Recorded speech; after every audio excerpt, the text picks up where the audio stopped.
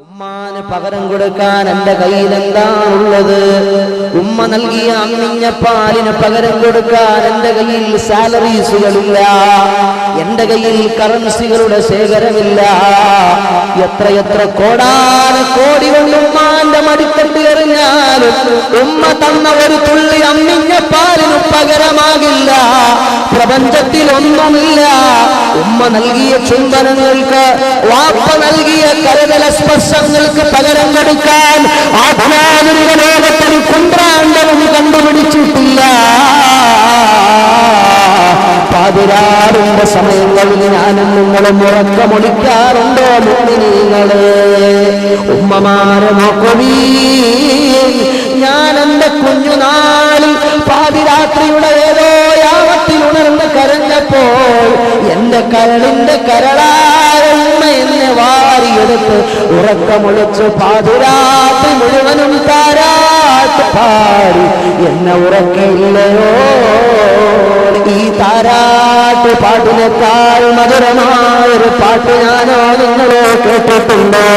ഉമ്മ തന്ന അമ്മിഞ്ഞ പാലിന്റെ മധുരത്തെ പോലെ മധുരമുള്ളൊരു പാനീയം ഞാനും നിങ്ങളും കുടിച്ചിട്ടുണ്ടോ?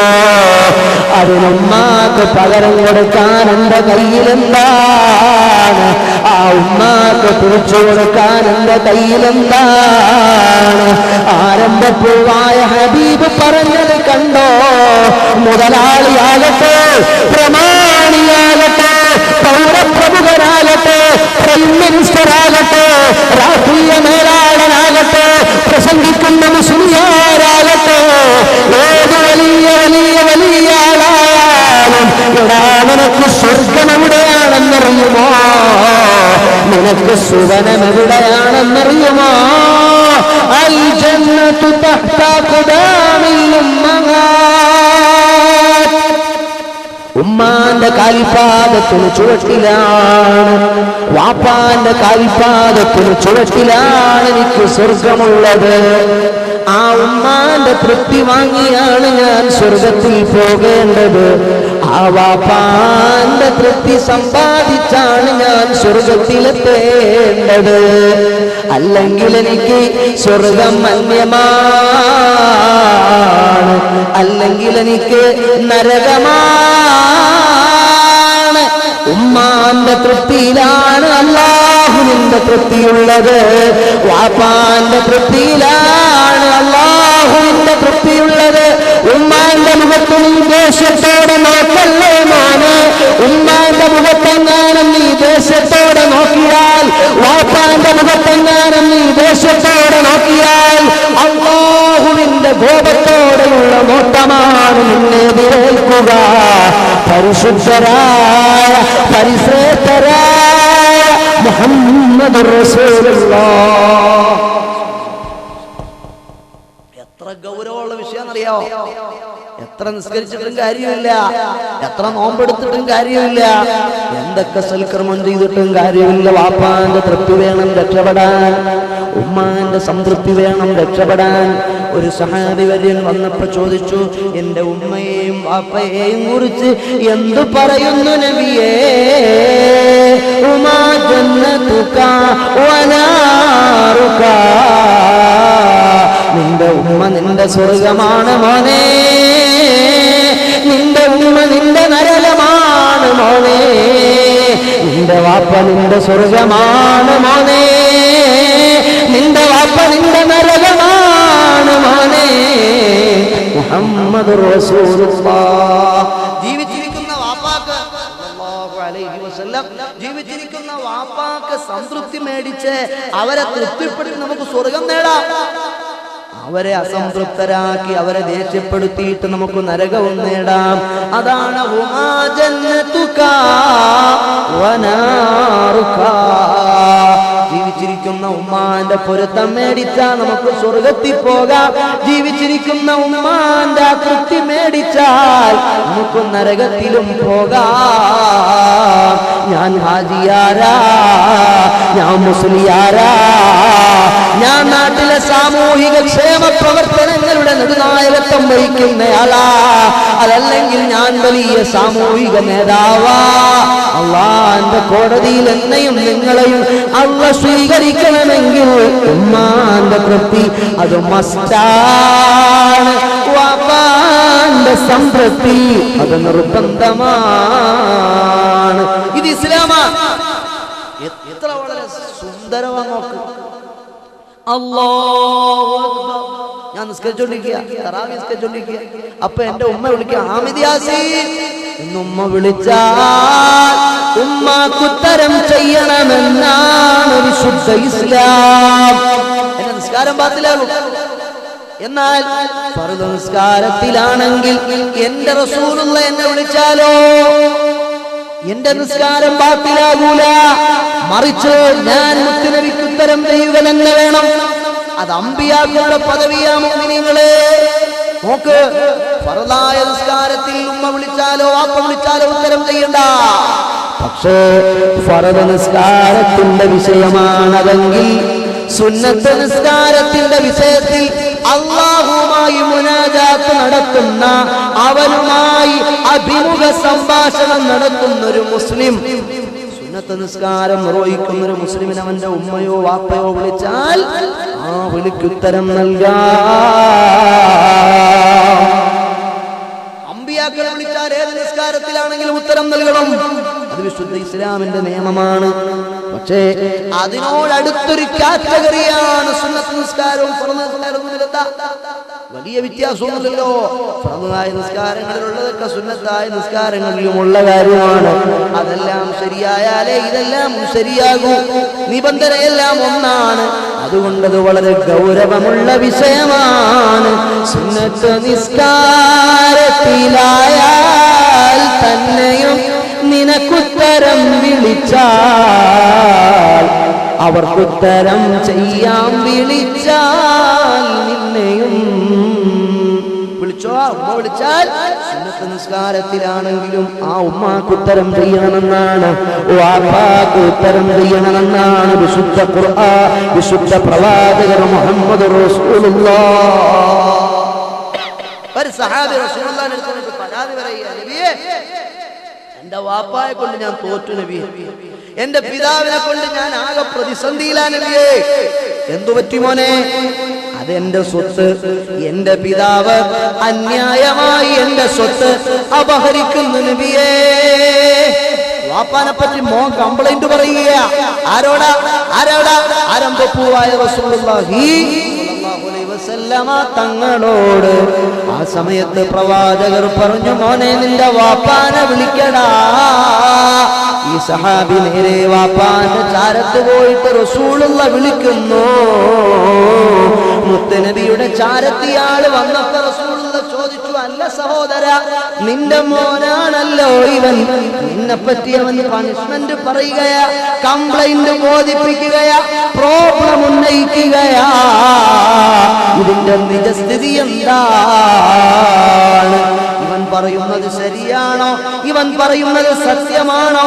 നിങ്ങൾ അവന്റെ സ്വത്ത് അന്യായമായി ഹനിക്കുന്നുണ്ടോ? ആ സമയത്ത് ആരംഭപൂർവമായ ഹബീബിന്റെ മുന്നിൽ വന്ന് ആ വന്ധ്യവയോധികനായ പ്രായമുള്ള വൃദ്ധനായ പിതാവ് പറയുകയാണ്, നബിയേ, ഞാനൊരു വൃദ്ധനാ നബിയേ, എനിക്ക് കഴിയൂല നബിയേ, എനിക്ക് അധ്വാനിക്കാൻ മേല നബിയേ, എനിക്ക് കഷ്ടപ്പെടാനാകൂല നബിയേ. ഇവൻ എന്റെ മൂത്ത മകനാ നബിയേ, ഇവന്റെ താഴെ ചെറിയ കുഞ്ഞുമക്കൾ എനിക്ക് ഇനിയുമുണ്ട് നബിയേ, അവരെ പോറ്റാൻ വേണ്ടി ഇനിയും അധ്വാനിക്കാൻ എനിക്ക് കഴിയൂല നബിയേ. ആ സമയത്ത്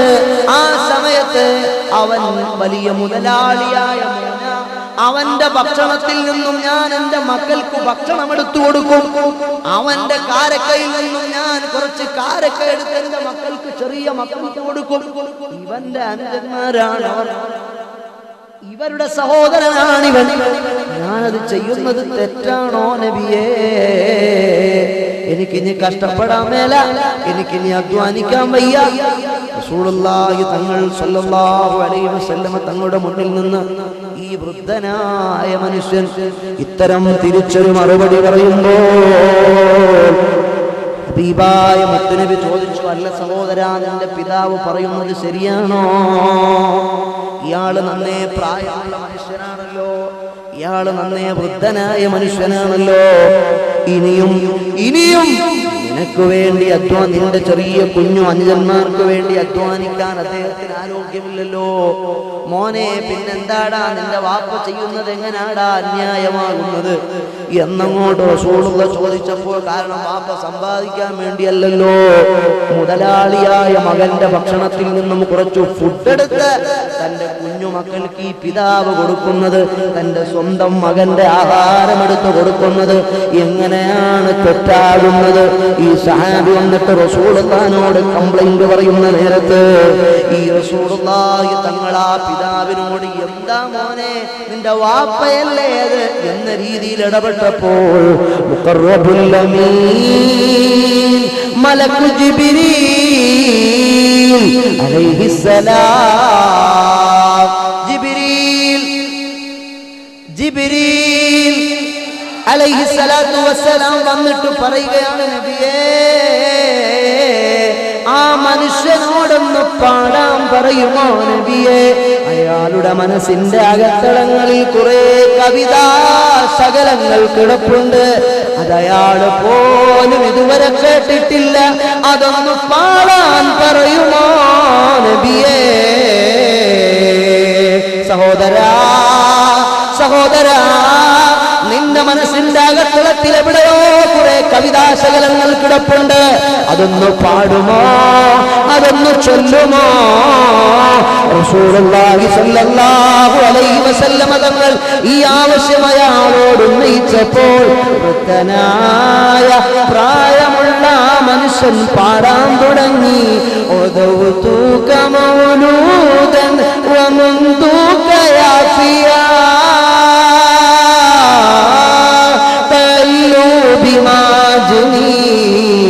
അലൈകാ വതൻവലൂ. മോനെ, കുഞ്ഞുമോനെ, നിന്റെ കുട്ടിക്കാലം, നിന്റെ വളർച്ചയുടെ ഒന്നാം ഘട്ടം, നിന്റെ വളർച്ചയുടെ രണ്ടാം ഘട്ടം, നിന്റെ വളർച്ചയുടെ മൂന്നാം ഘട്ടം ഈ പിതാവ് നിനക്ക് വേണ്ടി കഠിനാധ്വാനം ചെയ്തിട്ടാണടാ നിന്നെ പോറ്റി വളർത്തി വലുതാക്കിയത്, നിന്നെ ഇത്രയും വലുതാക്കിയത് ഈ പിതാവ് കഷ്ടപ്പെട്ടിട്ടാടാ. ഇദാ ലൈലത്തുൻ ലാഖത്ക ബിസഖമിലം അബീ ലിസഖമിക ഇല്ലാ സാമി റനാതമൽമലൂ. നിനക്ക് രോഗമുള്ള രാത്രികളിൽ ഞാൻ ഉറങ്ങിയിരുന്നില്ല മോനെ, നിനക്ക് വ്യസനമുള്ള രാത്രികളിൽ നീ രോഗഗ്രസ്തനായി കിടക്കുമ്പോൾ ഈ പിതാവ് ഉറങ്ങിയിരുന്നില്ല മോനെ. എത്ര സുദീർഘമുള്ള രാത്രിയാണ്, എന്താണ് നേരം വെളുക്കാത്തത്, എന്താണ് പ്രഭാതമാകാത്തത്? ഞാൻ നിനക്ക് വേണ്ടി ഉറക്കമൊളിഞ്ഞു മോനെ. നിന്റെ രോഗം എന്റെ രോഗമായി ഞാൻ കണ്ടു മോനെ. കഅന്നീ അനൽ മത്റൂഖ് ദൂനക ബില്ലദീ തുരിഖ്തു ബിഹി നൂനി ഫൈനൈക തുഹ്മിലൂ.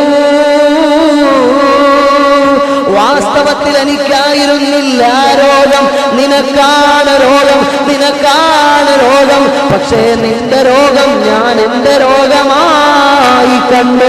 നിന്റെ വേദന എന്റെ വേദനയായിരുന്നു, നിന്റെ വിഷമം എനിക്ക് വിഷമമായിരുന്നു. എന്റെ മോനാണെങ്കിലോ അവനങ്ങനെ എന്നെ കണ്ടില്ലല്ലോ. فلما بلغت السن والغاية التي كأنك أنبل فلما بلغت السن والغاية التي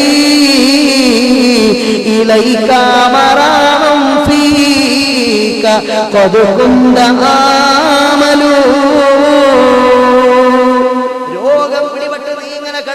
നിന്റെ വിരിപ്പിന്റെ ചാരത്ത് ഞാൻ ഇങ്ങനെ ഉണർന്നിരിക്കും. എന്റെ മോൻ ഇങ്ങനെ കിടന്നുറങ്ങുമ്പോൾ ആ വിരിപ്പിന്റെ ചാരത്ത് ഞാനിങ്ങനെ ഉണർന്നിരിക്കും. മനസ്സ് നിറയെ സ്വപ്നങ്ങളാണ്, മനസ്സ് നിറയെ ആഗ്രഹങ്ങളാണ്, മനസ്സ് നിറയെ മോഹങ്ങളാണ്. ആഗ്രഹത്തിന്റെ ആകാശക്കോട്ടകൾ ഞാനിങ്ങനെ കെട്ടി, മോഹത്തിന്റെ സ്ഫടിക കൊട്ടാരങ്ങൾ ഞാനിങ്ങനെ ഉയർത്തുകയാണ്. ഇവന്റെ മോനാണ്, ഇവൻ വളർന്നു വലുതാകുമ്പോ എനിക്ക് വേണ്ടി കഠിനാധ്വാനം ചെയ്യുന്ന മോനാ. പ്രായമുള്ള വാപ്പ നടക്കാൻ വിഷമിക്കുമ്പോ വാപ്പാന്റെ കൈ പിടിച്ച് നടക്കാൻ സഹായിക്കുന്ന മോനാ. രോഗിയായി വാപ്പ ബെഡിൽ കിടക്കുമ്പോ എന്തു വേണം വാപ്പാ, എന്തു പറ്റി വാപ്പാ എന്ന് ചോദിച്ച് എനിക്ക് വേണ്ടി എല്ലാ അർത്ഥത്തിലും സേവനം ചെയ്യാൻ സന്നദ്ധനാകുന്ന മോനാ. എന്നെ നോക്കുന്ന, എന്നെ ശുശ്രൂഷിക്കുന്ന, എന്റെ വിഷമങ്ങളിൽ പങ്കാളിയായ, എന്റെ ബുദ്ധിമുട്ടിൽ എനിക്ക് എല്ലാ തണലും താങ്ങും തളിരും എല്ലാമായ എന്റെ കുഞ്ഞുമോൻ ദാ കിടന്നുറങ്ങുന്നു. അവന്റെ കവിൾത്തടങ്ങളിൽ, കണ്ണടച്ച് കിടന്നുറങ്ങുന്ന കുഞ്ഞുമോന്റെ കവിൾത്തടങ്ങളിൽ 1000 സ്നേഹത്തിന്റെ ചുടുചുംബന മുദ്രകൾ ഞാൻ അർപ്പിച്ചു. എന്റെ മനസ്സ് മുഴുവനും മനക്കോട്ടകൾ കെട്ടിക്കെട്ടി മോഹക്കൊട്ടാരങ്ങൾ ഉയർന്നു നിൽക്കുകയാണ്. ബലഗ്താ ജസാഇൽ തംബ ഫലാലതാ كأنك أنت المنعم المتفضل. നീ ഇപ്പൊ പദവി കിട്ടിയപ്പോൾ, നീ വലിയ ആളായപ്പോൾ, നീ മുതലാളിയായപ്പോൾ, നീ ബിസിനസ്സുകാരനായപ്പോൾ, നിന്റെ കൈകാലുകൾ ഉറച്ചപ്പോൾ, നീ സമൂഹത്തിൽ നിലയും വിലയുമുള്ളവനായപ്പോൾ, നീ എന്നോട് എന്തോ അനുഗ്രഹം ചെയ്തവനെ പോലെ സംസാരിക്കുന്നുവല്ലോടാമോനെ. എനിക്കെന്തോ ഉപകാരം ചെയ്തവനെ പോലെയാണല്ലോ നിന്റെ വർത്തമാനം കേട്ടാൽ. فليتك إذ لم ترى حق النبوة فليتك ما جار المجاوير يفعلون. ഒരു വാപ്പ എന്ന നിലപാടിൽ എന്നെ എന്റെ മോൻ കാണണ്ട, ഒരു പിതാവെന്ന നിലയ്ക്ക് എന്റെ മോൻ എന്നെ നോക്കണ്ട. ഒരയൽക്കാരന്റെ പരിഗണന എനിക്ക് തരുമോ? ഒരയൽക്കാരനായ, ഒരയൽവാസിയായ മനുഷ്യനോട് എങ്ങനെയാണ് നീ പെരുമാറുന്നത്? സ്റ്റാൻഡേർഡ് ഫുള്ളായിട്ടല്ലേ പെരുമാറുക അയൽവാസിയോട്? മാന്യതയോടെയല്ലേ പെരുമാറുക അയൽവാസിയോട്? ആ അയൽവാസിയോട് കാണിക്കുന്ന മാന്യതയെങ്കിലും നീ എന്നോട് കാണിക്കടാ. കണ്ണുനീർ ചാലുകൾ ഇങ്ങനെ ഒഴുകി താടികോണങ്ങളിലൂടെ ഒലിച്ചിറങ്ങുന്നു. ആരംഭപ്പൂവായ ഹബീബിന്റെ മുഖം ചുവന്നു തുടുക്കുകയാണ്. റസൂലുള്ളാഹിന്റെ മുന്നിൽ നിന്ന് ഈ മനുഷ്യരിങ്ങനെ പൊട്ടി കരഞ്ഞുകൊണ്ട് അവിടുന്ന് ആർത്തനാദം ഉറക്കിക്കൊണ്ട് കവിതയെന്ന് പാടുന്നു. ഓ മകന്റെ കോണറിൽ പിടിച്ചു കുലുക്കിയെന്ന് തള്ളിയിട്ട് റസൂലെന്ന് പറഞ്ഞു, പോടാ അന്തമാലിക്കലിയതീക്ക, നീയും നിന്റെ സ്വത്തുമക്കമെന്ന് വാക്കാണ്ടതാടാ, പോടാ. അല്ലാഹുവിന്റെ റസൂല് മാനവരോടൊക്കെ പഠിപ്പിച്ചതുകൊണ്ട് ആ പിതാക്കളോട് അപമര്യാദയായി പെരുമാറുന്ന ആദരാധനിക സമൂഹത്തോട് ഉന്നതനായ പരുഷമായി പെരുമാറുന്ന ആദരാധനിക സമൂഹത്തോട് മദീനായിലെ രാജകുമാരൻ, പ്രപഞ്ചത്തിന്റെ നേതാവ് അഷ്റഫുൽ വറാ റസൂലുള്ളാഹി സ്വല്ലല്ലാഹു അലൈഹി വസല്ലമ തങ്ങളുടെ വളരെ കാർക്കശ്യമുള്ള ആക്ഷൻ കണ്ടോ മുഅ്മിനീങ്ങളെ? വളരെ കാർക്കശ്യമുള്ള ആക്ഷനാണ് ഹബീബ് എടുത്തത്. ആ മനുഷ്യന്റെ തോളിൽ കോളറിൽ പിടിച്ചിട്ട് വാപ്പാന്റെ മേത്തേക്ക് തള്ളിയിട്ട് പറഞ്ഞു, പോടാ, നീയും നിന്റെ സ്വത്തുമൊക്കെ നിന്റെ വാപ്പാന്റെതാടാ. എന്തൊരു വലിയ നിലപാടാണ് ഹബീബിന്റെ നിലപാട്. മുഅ്മിനീങ്ങളെ, നമ്മൾ വിശുദ്ധമായ ഖുർആൻ എടുത്ത് തുറന്നു നോക്കലെന്താണ്? ഇബാദത്താണ്. വിശുദ്ധ ഖുർആൻ റമദാൻ വരികയാണല്ലോ. റമദാൻ എന്ന് പറഞ്ഞാൽ ഖുർആനിന്റെ മാസമാണ്. ശഹ്റു റമദാനല്ലദീ ഉൻസില ഫീഹിൽ ഖുർആൻ. ഖുർആൻ ഇറങ്ങിയ മാസമാണ് റമദാൻ. റമദാനിൽ ഖുർആൻ ഓതാൻ അറിയാത്ത ആളുകൾ ഖുർആൻ എടുത്തിട്ട് വെറുതെ ഇങ്ങനെ ഖുർആനിലേക്ക് നോക്കിയിരുന്നാൽ അത് ഇബാദത്താണ്. കഅബാലയം, ശുദ്ധമായ കഅബാലയത്തെ ഇങ്ങനെ വെറുതെ നോക്കിയിരുന്നാൽ അത് ഇബാദത്താണ്. സ്വാലിഹീങ്ങളായ നല്ല മനുഷ്യന്മാരുടെ മുഖത്തിങ്ങനെ നോക്കൽ ഇബാദത്താണ്. വലിയ ആലിമീങ്ങളായ സ്വാലിഹീങ്ങളായ തങ്ങന്മാരായ സാദാത്തുക്കളായ ആളുകളുടെ മുഖത്ത് ആദരവോടെ സ്നേഹത്തോടെ നോക്കൽ ഇബാദത്താണ്. അതുപോലെ ഉമ്മാന്റെ മുഖത്ത് വാപ്പാന്റെ മുഖത്ത് സ്നേഹമസൃണമായി നോക്കൽ ഇബാദത്താണ്. ഒരു നിവേദനത്തിൽ കാണാം, ഒരു സഹാബി വന്നിരുന്നപ്പോൾ റസൂലുള്ള പറയുകയാണ്, മോനെ നീ നിന്റെ ഉമ്മാന്റെ മുഖത്ത് ഒരു തവണ സ്നേഹത്തോടെ നോക്കിയാൽ നിനക്കൊരു ഹജ്ജ് ചെയ്ത പ്രതിഫലമുണ്ടടാ. ആ സമയത്ത് ഈ സ്വഹാബി ചോദിക്കുകയാണ്, നബിയേ, ഞാൻ എന്റെ ഉമ്മാന്റെ മുഖത്ത്, ഞാൻ എന്റെ വാപ്പാന്റെ മുഖത്ത് സ്നേഹമസ്തമായ 100 തവണ എന്ന് നോക്കിയാലോ? ആ സമയത്ത് കാരുണ്യത്തിന്റെ കരകാണാ കടലായ കരുണയുടെയും കനിവിന്റെയും സൂര്യോദയമായ മുഹമ്മദ് മുസ്തഫ സല്ലല്ലാഹു അലൈഹി വസല്ലം തങ്ങൾ പഠിപ്പിക്കുന്നു, നിനക്ക് 100 ഹജ്ജ് ചെയ്ത പ്രതിഫലം കിട്ടുമെടാ. മുഅ്മിനീങ്ങളെ, എത്ര ഗൗരവമുള്ള വിഷയമാ, എത്ര വലിയ ഗൗരവത്തോടെ നമ്മൾ നോക്കിക്കാണേണ്ട വിഷയമാ. ഒരു മാതാവ്, ഒരു എഴുത്തുകാരി പറഞ്ഞത് കാണാം, 3 വയസ്സുവരെ ഒരു കുഞ്ഞു മോനെ പോറ്റുന്നൊരു ഉമ്മ ഒരു ഉരുള കാഷ്ടവും 1/2 ഗ്ലാസെങ്കിലും മൂത്രവും കുടിച്ചിട്ടുണ്ടാകും. നമ്മളെ ഉമ്മമാര് ചെറിയ മക്കളെ കോളേൽ ഇങ്ങനെ വെച്ചേച്ച് ഈ ഇടത്തെ കൈയിന്റെ മേലില് പാത്രം ഇങ്ങനെ വെച്ചിട്ട് അതിൽ നിന്ന് ഫുഡ് എടുത്തിട്ട് ഇങ്ങനെ മെല്ലെ മെല്ലെ കഴിക്കുക, അല്ലേ? സാധാരണ നമ്മുടെ വീടുകളിലൊക്കെ അങ്ങനെയാണ്. ഇങ്ങനെ ഉമ്മ കഴിച്ചോണ്ടിരിക്കുമ്പോഴാണ് ഈ കുഞ്ഞു മോനെ അല്ലെങ്കിൽ മോൾക്ക് പിന്നെ പമ്പിങ്ങോ അതല്ലെങ്കിൽ സുനാമിയോ പോലത്തെ സംഭവങ്ങൾ ഉണ്ടാകുക. ആ സമയത്ത് സ്വാഭാവികമായിട്ടും ചിലപ്പോൾ പമ്പ് ചെയ്യുമ്പോൾ എന്ന് പറഞ്ഞ് ഇതിനകത്ത് വീഴാൻ സാധ്യതയുണ്ട്. അതല്ലെങ്കിൽ സുനാമി ഉണ്ടായാൽ തെറിക്കാൻ സാധ്യതയുണ്ട്. അങ്ങനെ തെറിച്ചാലും ഈ മാതാവ് പണ്ടാരം പിടിച്ച വൃത്തിയിട്ട ചെറുക്കൻ എന്റെ കയ്യിൽ നിന്ന് ഒറ്റ എറിഞ്ഞെങ്കിൽ ഞാൻ നിങ്ങളൊന്നും ഇങ്ങനെ ഇരിക്കൂലായിരുന്നു. അന്നേ നമ്മൾ ഔട്ടായി കഴിയുമ്പോഴായി മയ്യത്തായി പോകുമായിരുന്നു. പക്ഷേ നമ്മുടെ ഉമ്മ കനിവിന്റെയും അലിവിന്റെയും ദയയുടെയും പര്യായമാണ് ഉമ്മ. ആ ഉമ്മാന്റെ കയ്യേലായ കാഷ്ടം, ആ ഉമ്മാന്റെ പാത്രത്തിൽ തെറിച്ചു വീണ കാഷ്ടവും മൂത്രവുമുള്ള പാത്രം മാറ്റി വെച്ചേച്ച് നമ്മളെ പോയി കഴുകി ശുദ്ധിയാക്കി പുതിയ ഉടുപ്പിട്ട് പുതിയ വസ്ത്രം ധരിപ്പിച്ച് വീണ്ടും ആ കോളത്തെടുത്തു വെച്ച് ആ പഴയ ഫുഡ് എടുത്ത് ബാക്കി തിന്നുകയാ. എന്റെ മുഅ്മിനീങ്ങളെ, ഇന്ന് ഞാനും നിങ്ങളുമൊക്കെ ഈ പള്ളിയിൽ ഉടനാട് പള്ളിയുടെ ചാരത്തൊരുമിച്ചു കൂടിയ എന്റെ സാധുക്കളായ മുഅ്മിനീങ്ങളോട് ഈ പാവപ്പെട്ട വിനീതനായ മുത്തഅല്ലിം പറഞ്ഞു തന്നിട്ടുണ്ടല്ലോ. ആലോചിച്ചു നോക്കുക. ഒരെഴുത്തുകാരൻ പറഞ്ഞത് എനിക്ക് ഓർമ്മ വരികയാണ്. അതാ ഒരു മകൻ വളരെ കഷ്ടപ്പെട്ട് വളർത്തി വലുതാക്കിയ മോനാണ് ഈ മോൻ. കല്യാണം കഴിച്ചു കൊടുത്തപ്പോ ഉമ്മാനെ പിന്നെ വേണ്ട, അങ്ങനെയായി. ഒരു വീടുകളിൽ തന്നെ 2 അടുപ്പായി.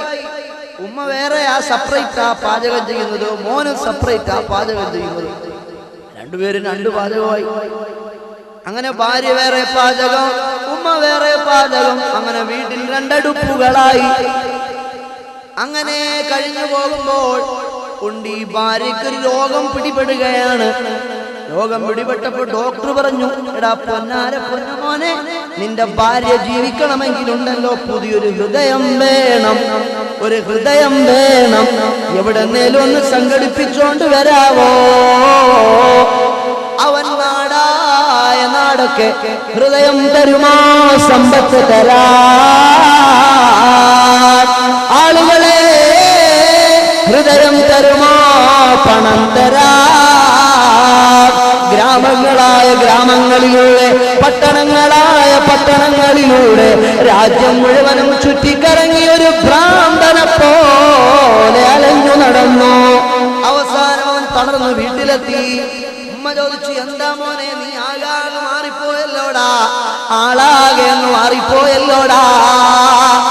ഉമ്മ വിഷയം ഇതുപോലെ ഡോക്ടർ പറഞ്ഞ് അവൾക്കൊരു പുതിയ ഹൃദയം കൊണ്ട് കൊടുത്ത് ഫിറ്റ് ചെയ്തിട്ടില്ലെങ്കിൽ അവൾ അടിച്ചു പോകും, എനിക്ക് എന്റെ പ്രിയതമ നഷ്ടപ്പെട്ടു പോകും, ഞാൻ പിന്നെ ജീവിച്ചിരുന്നിട്ട് കാര്യമില്ലല്ലോ.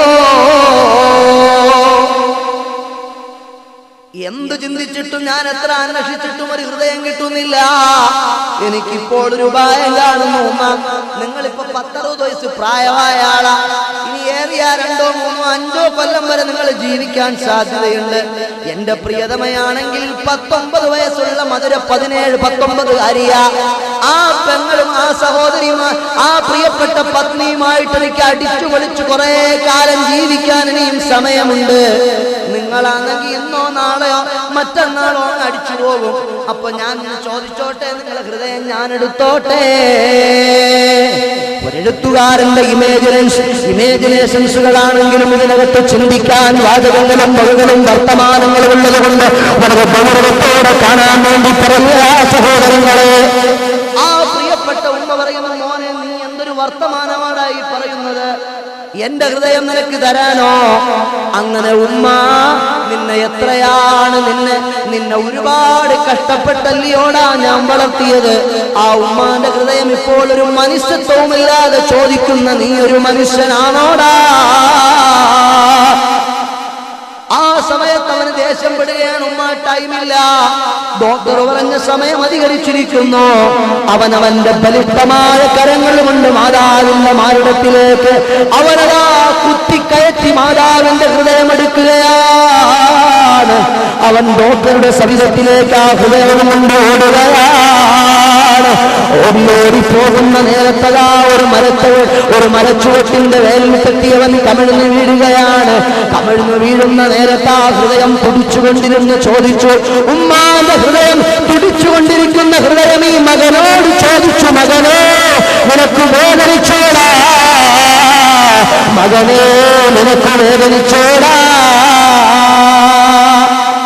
ഒരു മാതാവിനല്ലാതെ ആർക്കാണ് ഒരു മാതാവിന്റെ സ്നേഹത്തിന്റെ അഗാധതയെ പരാമർശിക്കുന്ന ഒരു എഴുത്തുകാരന്റെ സങ്കല്പങ്ങളാണിതെങ്കിലും ഇതിലൊരു താഴത്തിലുള്ള അർത്ഥങ്ങളുണ്ട്. എനിക്കൊരു വിഷമം വന്നാൽ ഏറ്റവും കൂടുതൽ ദുഃഖിക്കുന്നത് എന്റെ ഭാര്യയാണോ? അല്ല. എന്റെ പ്രിയപ്പെട്ട കൂട്ടുകാരനാണോ? അല്ല. എന്റെ സഹപ്രവർത്തകരാണോ? അല്ല. എനിക്കൊരു വിഷമം വന്നു എന്ന് കേട്ടാൽ ഏറ്റവും കൂടുതൽ വിഷമിക്കുന്ന പ്രിയപ്പെട്ട മാതാവിന്റെ കൽബാണ്. എന്റെ ഉമ്മാന്റെ മനസ്സ് വിഷമിക്കുന്നത് പോലെ നിങ്ങൾ എന്നെ എത്ര സ്നേഹിച്ചാലും നിങ്ങളുടെ ആരെങ്കിലും മനസ്സ് വിഷമിക്കുമോ? നിങ്ങൾക്കൊരു ആക്സിഡന്റ് ഉണ്ടായെന്ന് കരുതി സംഭവിച്ചെന്നറിഞ്ഞാൽ, നിങ്ങൾക്ക് എന്തെങ്കിലും ഒരു വിഷമം ഉണ്ടായെന്നറിഞ്ഞാൽ ഏറ്റവും കൂടുതൽ വേദനിക്കുന്ന ഹൃദയം നമ്മുടെ ഉമ്മാന്റെ ഹൃദയമാണ്. എന്തൊക്കെ കച്ചറയാ കാണിച്ചാലും, എന്തൊക്കെ കുരുത്തക്കേട് കാണിച്ചാലും, എന്തൊക്കെ ഉമ്മാടുത്ത് പറഞ്ഞാലും മെല്ലെ ഒന്ന് പോയിട്ടൊന്ന് സോപ്പിട്ടാൽ പെട്ടെന്ന് വീഴുന്ന സാധനമാണ് ഉമ്മ. എന്റെ മോനല്ലേ, എന്റെ മോളല്ലേ, ആ ഉമ്മാന്റെ സ്നേഹം എത്ര വലുതാണ് മുഅ്മിനീങ്ങളെ. എനിക്കും നിങ്ങൾക്കൊക്കെ ഉമ്മമാരുള്ളത് കൊണ്ടാണ് നമ്മൾ നമ്മുടെ ഉമ്മമാരോട് തർക്കിക്കുകയും ചീത്ത പറയുകയും ചെയ്യുന്നത്. എത്രയോ ആളുകളുടെ ഉമ്മമാർ ചെറുപ്രായത്തിൽ തന്നെ അങ്ങ് മരണപ്പെട്ടു പോയിട്ടില്ലേ? എത്രയോ ആളുകളുടെ ഉമ്മമാർ. എനിക്ക് ഓർമ്മ വരുന്നത് എന്റെ പ്രിയപ്പെട്ട കൂട്ടുകാരൻ ഷഫീഖ് നഈമി എന്ന് പറയുന്ന തൃശൂർ ജില്ലയിലുള്ള എന്റെ പ്രിയപ്പെട്ട കൂട്ടുകാരൻ. ആ പ്രിയപ്പെട്ട കൂട്ടുകാരന്റെ മാതാവ് 2 വർഷങ്ങൾക്ക് മുമ്പ് ഗ്യാസ് സിലിണ്ടർ പൊട്ടിത്തെറിച്ച ആക്സിഡന്റ് ഉണ്ടായി, ഡിസാസ്റ്റർ ഉണ്ടായി, കത്തിക്കരിഞ്ഞു മരണപ്പെട്ടു പോയി. ഉമ്മാന്റെ ഖബർ അല്ലാഹു സ്വർഗ്ഗമാക്കുമാറാകട്ടെ. എത്ര ഉമ്മമാരാ പ്രിയപ്പെട്ട മുഅ്മിനീങ്ങളെ അങ്ങനെയൊക്കെ മരണപ്പെട്ടു പോയത്. ഗ്യാസ് സിലിണ്ടർ ആക്സിഡന്റ് ഉണ്ടായത് ചുമ്മാതല്ലല്ലോ. മക്കൾക്ക് വേണ്ടി വെള്ളം ചൂടാക്കാനോ പാചകം ചെയ്യാനോ അടുക്കളയിലേക്ക് പോയതല്ലേ. അപ്പൊ സംഭവിച്ച ഡിസാസ്റ്റർ അല്ലേ. എന്റെ പ്രിയപ്പെട്ട മുഅ്മിനീങ്ങളെ, ഉള്ളാളത്ത് പള്ളിയിൽ ഞാനിങ്ങനെ ജമാഅത്ത് നിസ്കരിക്കാൻ വേണ്ടി പള്ളിയിലേക്ക് നടന്നു വരുമ്പോൾ എന്റെ കണ്ണിലൊരു ദൃശ്യം കാണുകയാണ്. 16 വയസ്സ് പ്രായമുള്ള മകൻ, ഒരു നൂല് പോലെയാണ് അവന്റെ കൈകാലുകൾ. അവനിങ്ങനെ കിടക്കുകയാണ്. അവന്റെ ജീവിതത്തിൽ ഇന്നുവരെ എഴുന്നേറ്റിട്ടില്ല. ഒരു തൂവാല എടുത്ത് നിലത്തിട്ടാൽ, തുണിക്കഷ്ണമെടുത്ത് നിലത്തിട്ടാൽ എങ്ങനെയാണ് കിടക്കുക, അതുപോലെ ആ മോൻ ഇങ്ങനെ കിടക്കുകയാണ്. ഉമ്മാന്റെ മുഖത്ത് നോക്കി ഉമ്മ എന്നവൻ ഇതുവരെ വിളിച്ചിട്ടില്ല. ആ പ്രിയപ്പെട്ട മാതാവ് നോക്കുമ്പോൾ ഈർക്കിലി പോലെ കൈകാലുകൾ നീണ്ട ഈ കുഞ്ഞുമോനെ അവൻ കിടന്നെടുത്താണ് കാഷ്ടിക്കുന്നത്, അവൻ കിടന്നെടുത്താണ് മൂത്രമൊഴിക്കുന്നത്.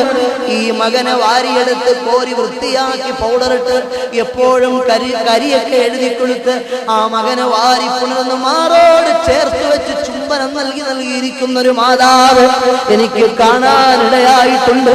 ഞാൻ എന്റെ കൽബ് കൊണ്ട് ആലോചിച്ചു പോയി. നമ്മുടെ മക്കളൊക്കെ മുഅ്മിനീങ്ങളെ ആലോചിച്ചു നോക്ക്. ബാഗ് തൂക്കി രാവിലെ സ്കൂളിൽ പോകാൻ വേണ്ടി ഇറങ്ങി പോകുമ്പോ ഞാനും നിങ്ങളുമൊക്കെ എത്ര പ്രതീക്ഷയോടെയാ നമ്മുടെ മക്കളെ നോക്കിക്കാണുന്നത്. ഈ കുട്ടി നാളെ പഠിക്കാൻ പോയിട്ട് എന്റെ പെങ്ങളെ നിങ്ങൾ ഈ ശബ്ദം കേൾക്കുന്നുണ്ടോ? നാളെ എന്റെ മകൻ വലുതായി എനിക്ക് വേണ്ടി അവനെല്ലാം ചെയ്യും, എന്റെ മകൾ വലുതായി എനിക്ക് വേണ്ടതെല്ലാം എനിക്ക് തരും എന്ന വലിയ പ്രതീക്ഷ നിങ്ങളുടെ മനസ്സിന്റെ അകത്തളത്തിലുണ്ട്. നിങ്ങളുടെ മക്കൾ സ്കൂൾ ബാഗും തൂക്കി മമ്മി ടാറ്റ, ഡാഡി ടാറ്റ എന്ന ഈ ദുനിയാവിന്റെ ദുഷിച്ച വാചകങ്ങൾ പറഞ്ഞിറങ്ങി പോകുമ്പോ നിങ്ങൾക്ക് അഭിമാനമാണ്.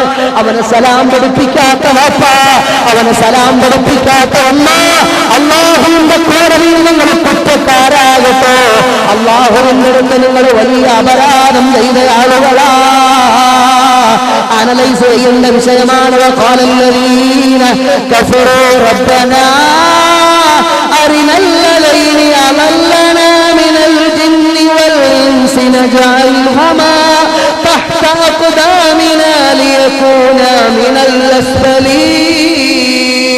പാരത്രിക ലോകത്ത് അല്ലാഹുവിന്റെ കോടതിയിൽ ഒരുമിച്ച് കൂടുമ്പോൾ മക്കളെ വിളിച്ചു പറയുകയാണ്, പടച്ചവനെ ഞങ്ങളെ വഴിപിഴപ്പിച്ചത് ഉമ്മായും ബാപ്പായുവാ.